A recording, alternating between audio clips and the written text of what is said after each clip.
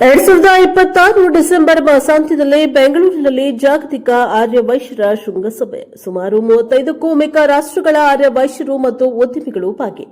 2 ಲಕ್ಷಕ್ಕೂ ಅಧಿಕ ಉದ್ಯೋಗ ಸೃಷ್ಟಿಸುವ ಇಂಗಿತ. ಲಾಂಛನ ಬಿಡುಗಡೆ ಕಾರ್ಯಕ್ರಮದಲ್ಲಿ ಆರ್ಪಿ ಉವಾಚ್ ಹೇಳಿಕೆ. ಮುಂಬರುವ 2026ರ ಕೊನೆಯ ಡಿಸೆಂಬರ್ ತಿಂಗಳಿನಲ್ಲಿ 4 ದಿನಗಳ ಕಾಲ ಬೆಂಗಳೂರಿನಲ್ಲಿ ಜಾಗತಿಕ ಮಟ್ಟದ ಆರ್ಯ ವೈಶ್ಯರ ಶೃಂಗಸಭೆ ನಡೆಸಲು ನಿರ್ಧರಿಸಲಾಗಿದೆ ಅಂತ ಹೇಳಿ ಕರ್ನಾಟಕ ಆರ್ಯ ವೈಶ್ಯ ಮಹಾಸಭೆಯ ರಾಜ್ಯಾಧ್ಯಕ್ಷ ಆರ್ಪಿ ರವಿಶಂಕರ್ ತಿಳಿಸಿದ್ದಾರೆ. ಅವರು ಭಾನುವಾರ ಪೂರ್ವಭಾವಿಯಾಗಿ ಬೆಂಗಳೂರಿನ ಜ್ಞಾನಜ್ಯೋತಿ ಆಡಿಟೋರಿಯಂನಲ್ಲಿ ಹಮ್ಮಿಕೊಂಡ ಶೃಂಗಸಭೆ ಲಾಂಛನ ಮತ್ತು ಧ್ಯೇಯೋದ್ದೇಶಗಳನ್ನು ಬಿಡುಗಡೆಗೊಳಿಸಲು ಏರ್ಪಡಿಸಿದ್ದ ಕಾರ್ಯಕ್ರಮದ ಅಧ್ಯಕ್ಷತೆಯಿಂದ ಮಾತನಾಡಿದರು. ಸಮಾಜದಲ್ಲಿ ಬದುಕುವ ಪ್ರತಿ ಜೀವಿಗೂ ಲೇಸನ್ನ ಬಯಸುವ ಸಮಾಜ ನಮ್ಮದು.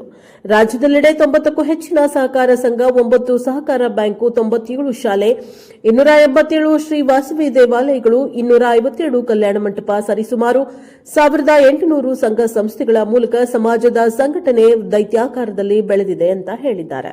ಯುವಜನತೆಯನ್ನ ಹೊಸ ಉದ್ಯಮಗಳತ್ತ ಸೆಳೆದು ಅವರಿಗೆ ಉಜ್ವಲ ಭವಿಷ್ಯ ರೂಪಿಸಲು ಈ ವಿಶ್ವ ಆರ್ಯ ವೈಶ್ಯ ಜಾಗತಿಕ ಸಮಾವೇಶ ಸೇತುವೆಯಾಗಲಿದೆ.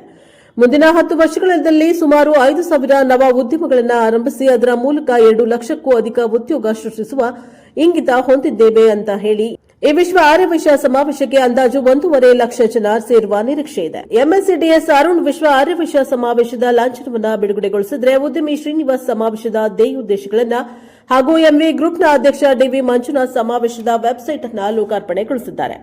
ಈ ಪೂರ್ವಭಾವಿಯ ಕಾರ್ಯಕ್ರಮದಲ್ಲಿ ಕರ್ನಾಟಕ ಆರ್ಯ ವೈಶ್ಯ ಯುವಜನ ಮಹಾಸಭಾ ರಾಜ್ಯಾಧ್ಯಕ್ಷ ಸುನಿಲ್, ಉಪಾಧ್ಯಕ್ಷ ಅನಂತ್ ಉರ್ವಿಹಾಳ್, ಗುರುಗುಂಟ ಕಾರ್ಯದರ್ಶಿ ಭರತ್ ಖಜಾಂಚಿ, ಚರಣ್, ಮೀಡಿಯಾ ಚೇರ್ಮನ್ ಗಣೇಶ್, ರಾಜ್ಯದ 32 ಜಿಲ್ಲೆಗಳಿಂದ ಸಹಸ್ರಾರು ಸಂಖ್ಯೆಯಲ್ಲಿ ಆರ್ಯ ವೈಶ್ಯ ಸಮುದಾಯದವರು ಪಾಲ್ಗೊಂಡಿದ್ದರು.